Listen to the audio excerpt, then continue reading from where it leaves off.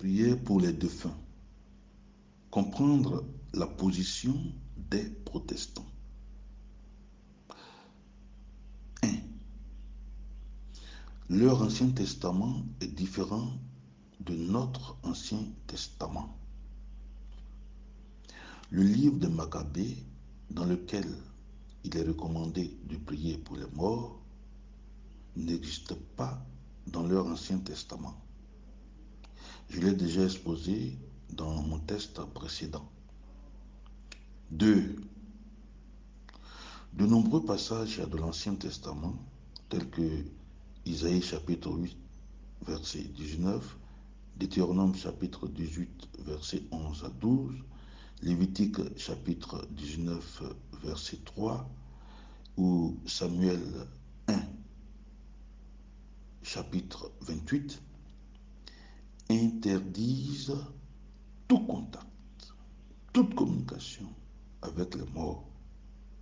Parce que dans la mentalité des Hébreux, les morts sont considérés comme des êtres maléfiques, des fantômes en bas de la terre, dans le sous-sol, désigné Sheol en hébreu, Hadès en grec et Impéris en latin, ou les enfers en français, qui est différent de l'enfer. Nous reviendrons sur cette définition. Pour les Hébreux, le mort, parce qu'on l'enterre en bas, va chez le diable qui réside en bas. En effet, voici la géographie spirituelle, disons la géographie eschatologique d'Israël. Dieu est au ciel en haut. Les hommes sont sur la terre au milieu. Le diable est sous la terre en bas dans le Sheol. Les morts sont avec le diable en bas dans le Sheol. Avant l'exil des Juifs à Babylone, le Sheol était perçu comme le point de chute de tous les morts. Confère Job chapitre 39 verset 23, Ézéchiel chapitre 32 verset 18, Isaïe chapitre 14 verset 9. Le Sheol, c'est un séjour négatif dont on ne sort jamais. C'est la séparation définitive d'avec les vivants et surtout d'avec Dieu, comme le précise le texte de Job chapitre 14 verset 21. Dans le Sheol, en bas, vivent mélangés les petits et les grands, l'esclave et son maître. On peut le voir en Job chapitre 3 verset 19. Le mort est vu comme un sous-homme vivant dans une pénombre infernale. Mais il est aussi doté d'une certaine puissance surhumaine, mais négative. Il a une capacité de nuisance ou un pouvoir maléfique. Mais chez les Hébreux, Moïse mort est vénéré. Parce que tout simplement, au fond, Moïse n'a pas été enterré. Dans la Bible, nul ne connaît sa tombe. Aucun verset ne désigne la tombe de Moïse. Élie non plus. Élie est monté sur un char au ciel vers Dieu.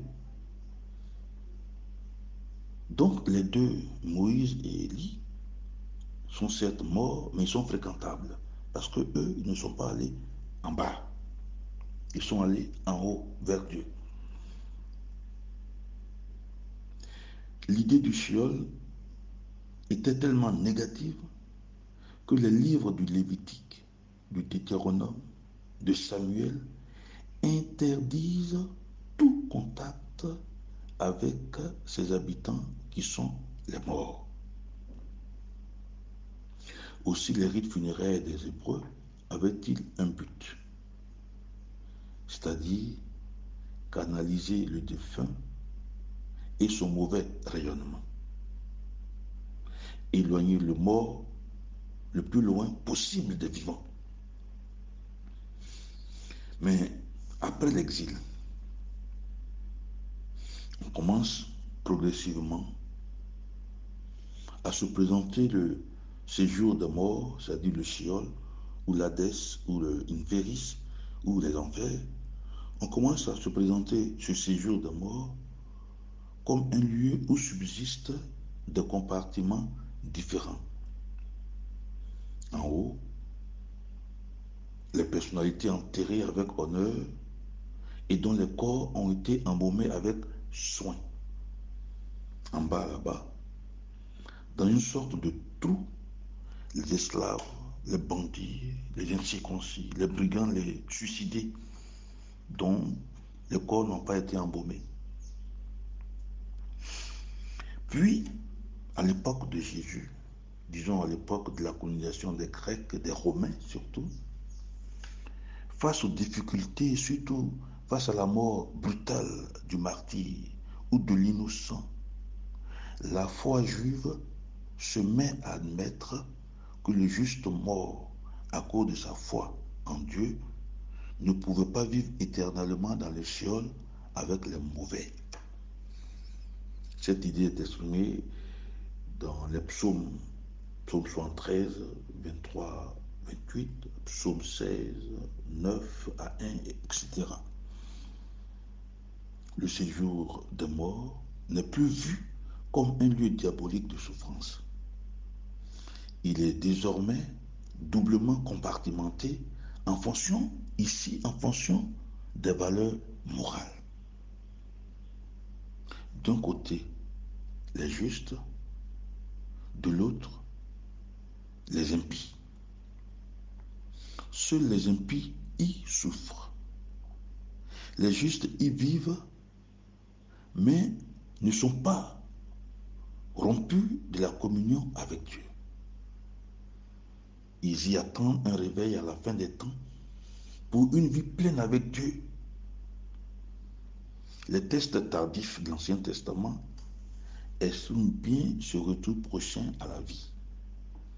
Daniel chapitre 12, verset 1 à 3, 2 Maccabées chapitre 12, verset 43 à 46, et d'autres textes de la littérature juive à l'époque de Jésus que les protestants ne considèrent pas comme faisant partie du canon de l'Ancien Testament. Bref, la suite sera rendue demain, bien sûr. Je vous souhaite une très bonne lecture, un très bon week-end, et que le Sacré-Cœur de Jésus, le premier-né d'entre les morts, le premier-né d'entre les défunts, le premier défunt ressuscité, ait pitié des fidèles défunts, des âmes purgatoires. Dieu bénisse ta journée. Père Zrabi.